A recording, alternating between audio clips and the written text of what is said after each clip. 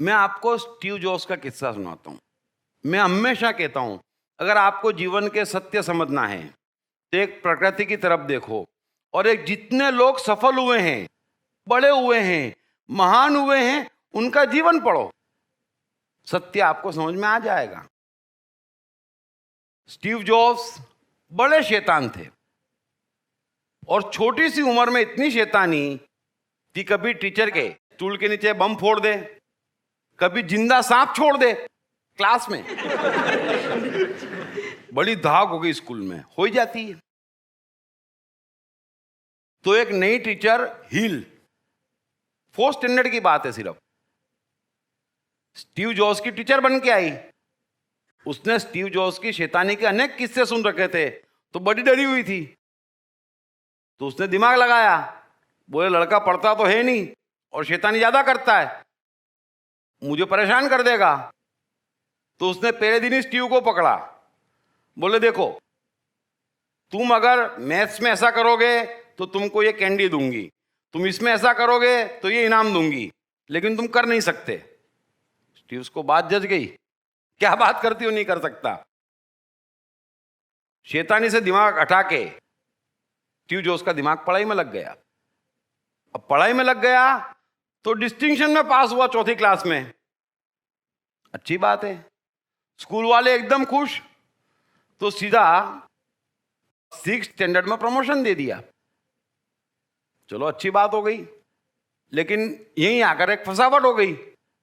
अब 6th standard के जो स्टूडेंट हैं वो उससे 1 साल बड़े थे और मेहनत करके 5वीं 6वीं में पहुंचे थे, महाराज सीधे आए थे, तो साइकोलॉजिकली दुश्मनी तो होती। फिर सब इतने समय से साथ में थे, ये नया था, 1 साल छोटा भी था, तो उसको बड़ा परेशान करने लगे, बड़ी बेइज्जती करने लगे, मारपीट करने लगे, उसका जीना मुश्किल कर लिया। थोड़े दिन तो उन्होंने सहन करा। फिर स्टीव ने एक दिन पापा से कहा कि पापा मैं स्कूल नहीं जाऊंगा। पापा ने बोला ठीक है। सवाल भी नहीं पूछा कि क्यों नहीं जाएगा, क्यों। तभी वो स्टीव जॉब्स बना कि जवाबदारी तेरी, डिसीजन तेरा। जब तू इतनी स्ट्रांगली डिसीजन दे रहा है कि मैं इस स्कूल में नहीं जाऊंगा, तो मूर्ख थोड़ी है वो, जरूर कोई कारण होगा। ओके, बात समाप्त हो गई। आप समझना उस बात को कि जवाबदार बच्चे हैं, आप उनको बनाओ। हमारी ताकत ही नहीं आती, हम तो पहला सवाल, ये नहीं करेगा तो क्या होगा, अरे क्या होगा क्या होगा, अभी 80 साल में जाना है, क्या क्या हो जाएगा, कितने टेंशन पाल लोगे, क्यों परमात्मा बन रहे हो अपने और दूसरों के। तो बच्चों को जवाबदार बनाओ। एक और किस्सा स्टीव जॉब्स का ही। अटारी में नौकरी लग गई, छोटी सी उम्र 17-18 साल की, और काम में एक्सपर्ट। गेम्स बनाने की कंपनी थी, नए नए आइडिया लाते, बहुत जल्दी सबके चहेते हो गए।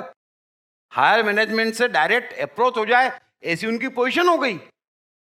लेकिन अचानक एक दिन दिमाग में आया, वो दोस्त लोग बैठते ना, तो बुद्धिज्म और सन्यास और इंडिया और तो स्टीव को भी लगा यार ये ज्यादा अच्छा जीवन है ना।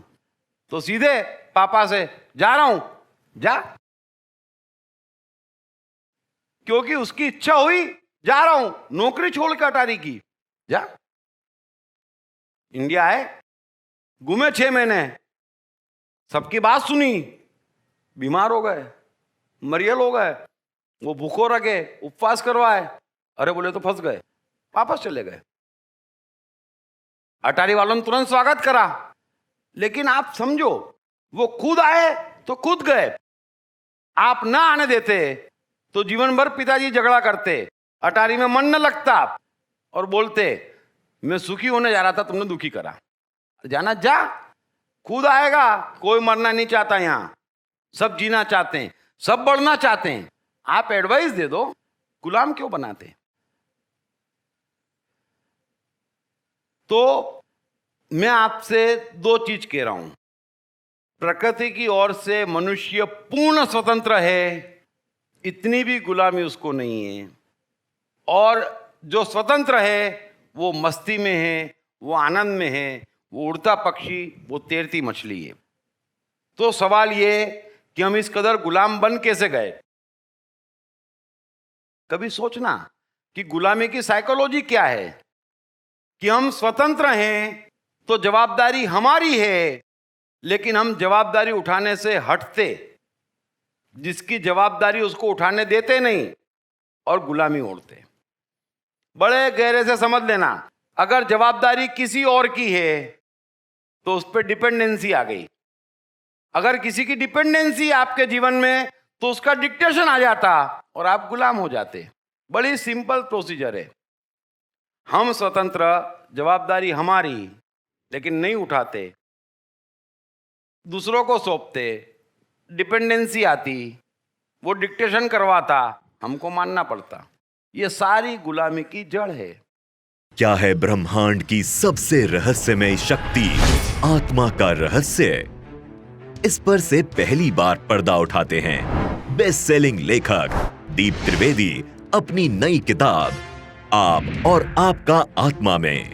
इस किताब में दीप त्रिवेदी आपके जीवन को चलाने वाले ब्रह्मांड की सर्वोच्च सत्ता आत्मा का सरलतम वैज्ञानिक भाषा में विश्लेषण करते हैं तथा आत्मा और उसके आपके जीवन पर पड़ने वाले प्रभाव से संबंधित तमाम सवालों के जवाब भी देते हैं। जैसे आत्मा क्या है? भगवत गीता में कृष्ण ने आत्मा की शक्तियों के बाबत क्या कहा है? आपकी सिस्टम का आत्मा से क्या ताल्लुक है? साथ ही आपके शानदार जीवन के लिए इस किताब में कई सरल टिप्स भी दिए गए हैं, जैसे आत्मा की शक्तियों को जगाने के सूत्र, आत्मशक्ति को अपने भीतर अनुभव करने का स्टेप बाय स्टेप तरीका तथा कौन आत्मा के कितने निकट है ये जानने के सरल टेस्ट। सो आज ही अपनी आत्मा से अपनी निकटता बढ़ाओ और अपने हसीन जीवन की नींव डालो, क्योंकि किसका जीवन कैसा रहेगा ये सीधे तौर पर उसकी आत्मा से निकटता पर निर्भर है।